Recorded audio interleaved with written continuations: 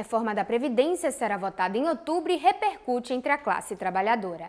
Você vai conhecer também as riquezas de um povoado sergipano no município de Nossa Senhora do Socorro, que atrai vários turistas. Sergipe ganha troféu em uma das maiores competições de drone do país. E no Giro Brasil, uma reportagem sobre a legalização do aborto. Esses e outros destaques agora no Repórter Contexto.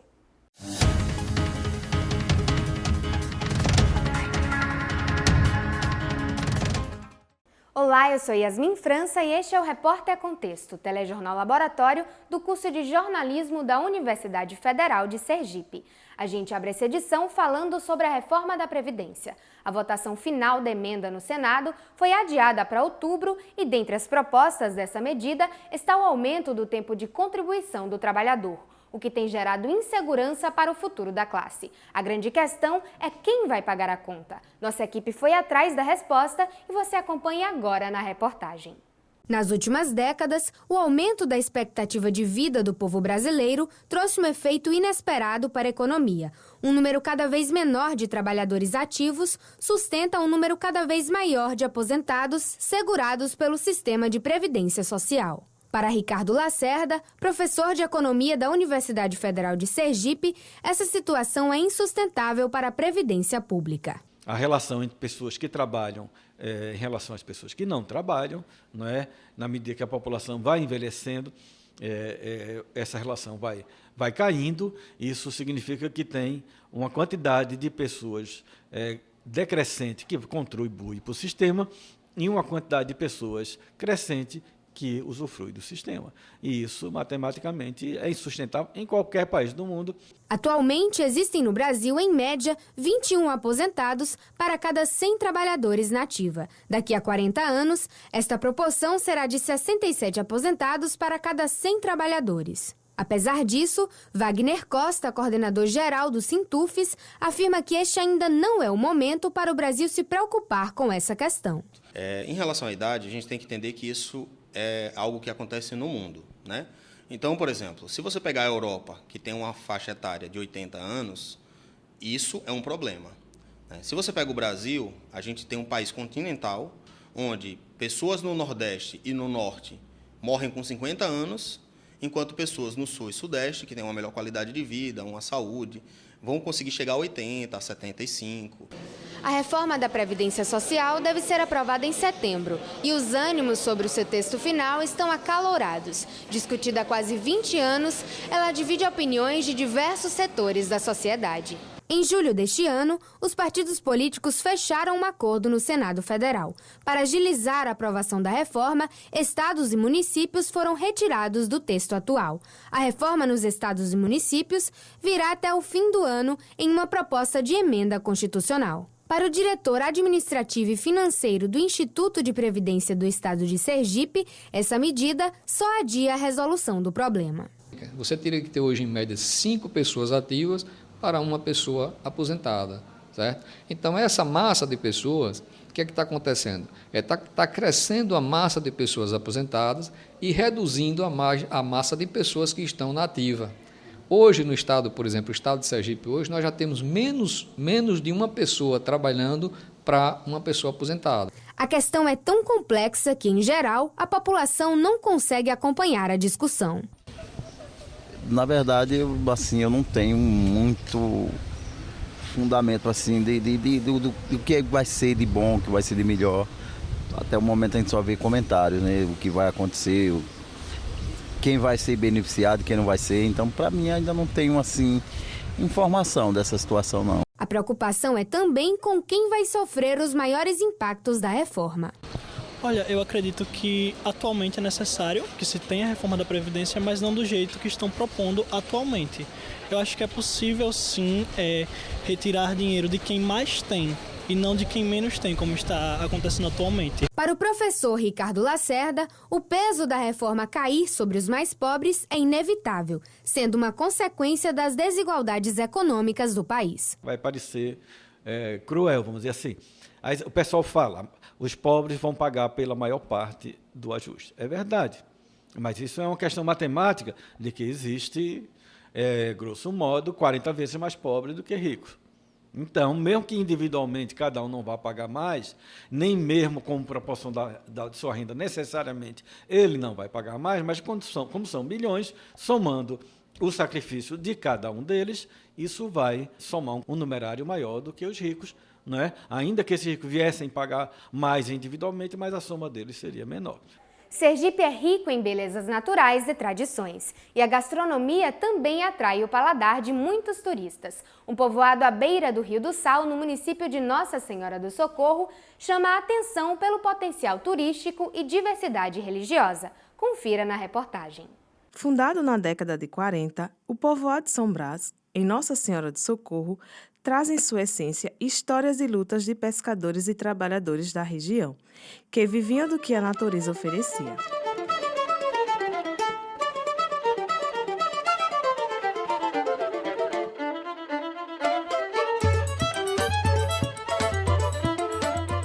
O local recebeu esse nome devido à devoção dos primeiros habitantes da vila, formada à beira do Rio do Sal, ao Santo São Brás.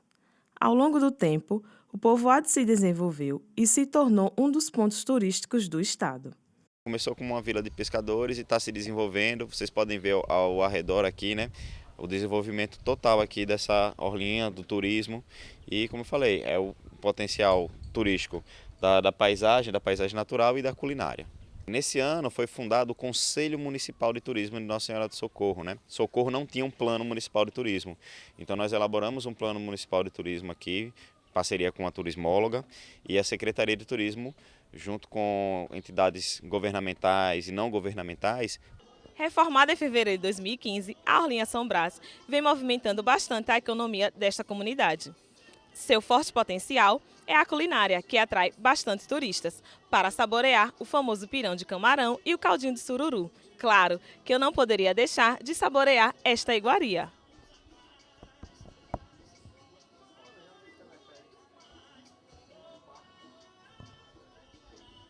Gente, muito gostoso, imperdível. Melhorou bastante o nosso movimento, que estava bem devagar e agora está 100%. Graças à estrutura, eles frequentam aqui finais de semana, por causa dos pratos típicos nossos, né? Como um pirão de camarão, o peixe frito acompanhado com o pirão e outros acompanhamentos, entendeu? Que é bastante pedido. O caranguejo como prato principal, que é o caranguejo, e os caldinhos também, né, que é os mistos.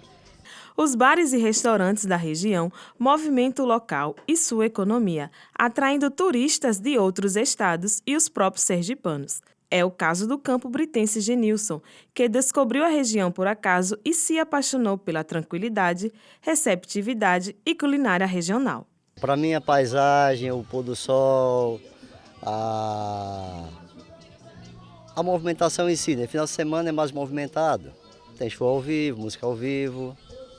Hoje é mais tranquilo, dia de semana assim é mais tranquilo. Mas eu gosto mais da paisagem, né? O pequeno povoado, com apenas 2 ruas, descobre aos poucos as potencialidades turísticas, mas o local também atrai visitantes por outros motivos, como crenças religiosas. Mesmo com uma pequena extensão territorial, a região possui pelo menos 4 espaços de cultos religiosos. É o caso de Mãe Daia, que há mais de 30 anos tem um centro de candomblé na região. Minha filha, eu não sei nem como, porque uma vez a menina dizia assim, meu filho está doente, quer rezar daí? Eu não rezava ainda. Eu digo, eu não rezo não, me reza daí. Eu rezei, me ficou bom. Aí ela foi e disse a outra, foi dizendo a unha a outra, e o povo encheu para rezar. Ou seja, foi no boca a boca mesmo. Foi no boca a boca mesmo. E também Dona Maria José, que é católica e frequenta a igreja que leva o nome do Santo São Brás. É dia 3 de fevereiro. E a senhora sempre está lá presente? Sempre estou. Todas as noites nas novenas, procissão e tudo. Vou me arrastando, que eu estou muito doente das pernas, mas eu vou me arrastando e acompanho a procissão todo ano. E é nesse clima bem atrativo que o povoado se destaca por sua história, diversidade religiosa, costumes, gastronomia e, claro, sergipanidade.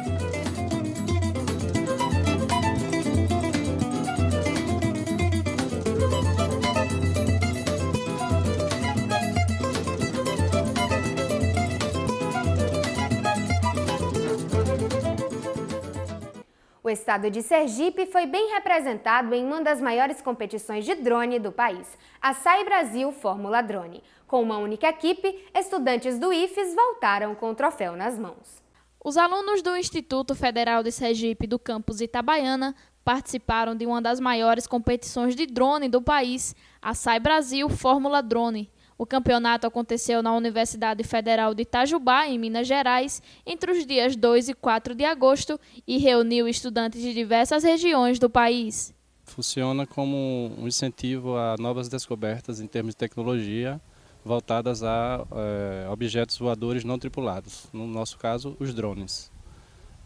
Era realizada com o intuito de unir colégios da rede pública, as escolas técnicas ou escolas técnicas estaduais, tá? E dura 3 a 4 dias o tempo de competição. O drone F450, modelo padrão da competição SAI Brasil, foi montado para atender às especificações exigidas.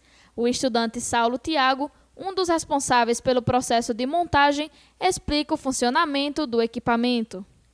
Basicamente é um modelo de F450, que ele é propício para a competição da SAI Brasil. E aqui está as estruturas, ou a asa, aqui está a base e aqui está os trem de pouso. E onde vocês conseguiram esses equipamentos aqui, essas peças?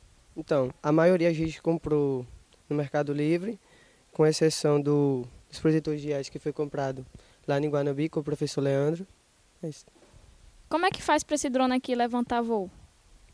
Basicamente, é só colocar a bateria, calibrar o GPS e voar.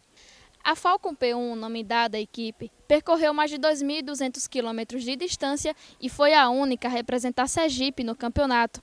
Eles concorreram com outras 40 equipes e ocuparam a 7ª posição. Mas, acima de tudo, voltaram para casa com o maior troféu, a menção honrosa de resiliência e superação. Um dos problemas que eu tive mais assim foi a questão do vento lá, que lá no dia estava muito forte. A chuva, que assim, eu nunca tinha voado com chuva, então foi um obstáculo a mais. E assim, a instabilidade do drone. Participar de um campeonato como este foi uma oportunidade de trocar aprendizados com outras instituições públicas do país. Michele Andrade, aluna do curso de agronegócio, conta como foi passar por essa experiência. Foi muito gratificante, né? Sabendo que a gente de Sergipe, representando Itabaiana, né? E tá naquele lugar diferente de todo que a gente viu, né? E poder competir, poder mostrar um pouco da gente que veio de Sergipe, né? Tá representando. Quem iniciou essa trajetória foi o professor de manutenção e suporte em informática Paulo Pereira, que faleceu em maio deste ano. Para dar continuidade ao projeto, o professor de física Dárcio Gomes assumiu o comando da equipe e deu sequência à iniciativa. O professor Paulo Pereira, em memória, né, ele que idealizou esse projeto. Inicialmente, toda a montagem, a aquisição de peças foi do bolso dele. Então, não tinha dinheiro de projeto, recurso externo, nada. Eles foram para a competição ano passado, né, a SAI Brasil 2018. E aí não conseguiram nem levantar o drone, ou seja, foram eliminados na primeira fase. Tá? Ao retornar para o Instituto, ele tentou continuar esse projeto de continuação do drone. Porém, veio a óbito e aí os alunos ficaram à deriva. Aí eu, enquanto amigo e professor do Instituto, eu assumi o compromisso de não deixar morrer esse projeto, em nome primeiro dele e segundo dos nossos alunos. Agora a equipe se engaja para chegar à competição do próximo ano ainda mais preparada. Até lá, o drone permanece em fase de aprimoramento. No quadro Giro Brasil desta edição, veremos opiniões sobre a legalização do aborto, tema que divide perspectivas entre a política e a religião. A reportagem é dos alunos da Federal do Espírito Santo. Confira.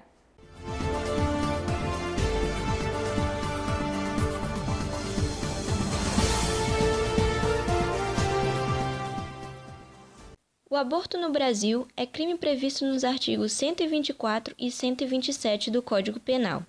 podendo penalizar a gestante que aborta, a quem realiza o procedimento e a quem leva uma gestante considerada incapaz a abortar. O fato de ser ilegal não impede que mulheres busquem procedimentos clandestinos para interromper a gravidez, colocando em risco a própria vida. Dados do Departamento de Informática do Sistema Único de Saúde, o DataSUS, revelam que em 2016 foram realizadas cerca de 200 mil internações hospitalares em decorrência de abortos.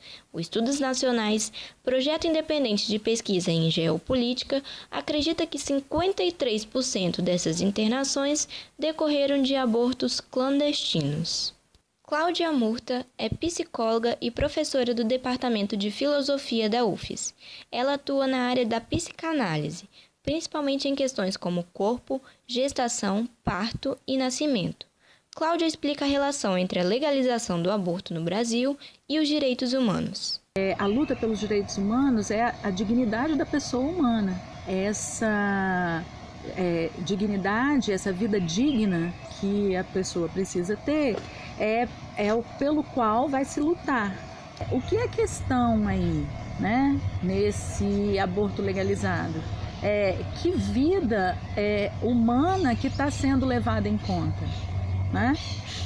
No caso, é a vida dela, né? Como se ela foi vítima de uma violência, você não vai dar esse direito. Juliana Carneiro Correia, assistente social, chama atenção para o fato de como a realidade da vida das mulheres chegou a um estado crítico, como neste momento. Eu imagino que não deva ser, acordei hoje e quero fazer um aborto.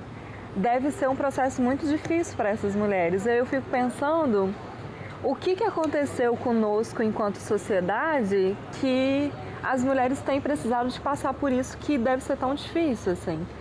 Por que as mulheres não se sentem acolhidas na sua gravidez? Por que as mulheres não se sentem acolhidas no seu não desejo de ter filhos? Se elas não querem ter filhos, por que elas não se sentem acolhidas nisso? O aborto também ele traz muitas consequências desagradáveis, não só para a saúde ou para a vida, mas também para o psiquismo dessa mulher. Ela vai carregar essa situação por toda a vida.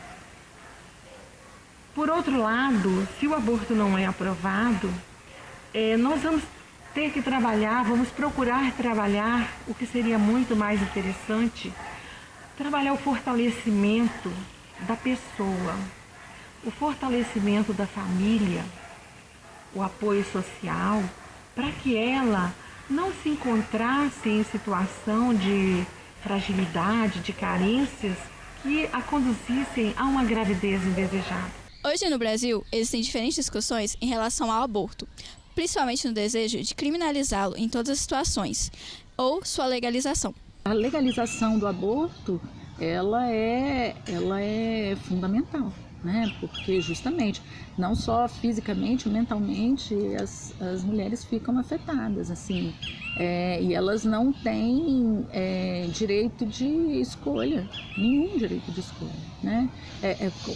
A gravidez em si, ela já eu trabalho com gestação há muitos anos, a gravidez em si já é muito complexa para a mulher simbolizar aquela gravidez, sabe? Assim, aquele corpo que modifica, tem um ser humano, né? Tem vivendo junto com você e que não é você, mas é você e tal. Quer dizer, e que você era sem aquele bebê, você conseguia ser alguém sem aquele bebê, né? Então, sem aquele feto, né? No caso, que ainda está no corpo. Agora, já é complicada. Agora, imagine se em algum momento aquilo não fez parte da proposta dela de vida. Em contrapartida à iniciativa da Câmara dos Deputados, o Supremo Tribunal Federal convocou uma audiência pública para instruir uma ação que pede a descriminalização do aborto até a 12ª semana de gestação. Acho que essas mulheres não podem ser julgadas, elas precisam ser acolhidas, inclusive se elas não quiserem ter esse bebê. E aí o ideal seria que elas pudessem ser acolhidas no seio familiar, comunitário e no seio do Estado também, que elas pudessem ter um atendimento médico, psicológico que respeitasse essas mulheres, que buscasse compreender o que está acontecendo ali, né? Por que a maternidade não está sendo uma opção para ela. Eu acho que talvez se fosse legalizado, talvez a gente pudesse conversar mais abertamente com essas mulheres, né? E elas não se sentiriam tão julgadas. Juliana Carneiro tem esperança de que no futuro as mulheres possam construir novas relações afetivas. Eu acho que a gente pode sim imaginar e pensar em outras relações, em que as mulheres sejam respeitadas e que elas sejam potencializadas, assim, nas suas potências mesmo, que elas possam florescer. Esta foi a 6ª edição do Repórter Contexto. Agradeço a sua companhia e faço um convite para acompanhar as próximas edições através do canal. Até a próxima!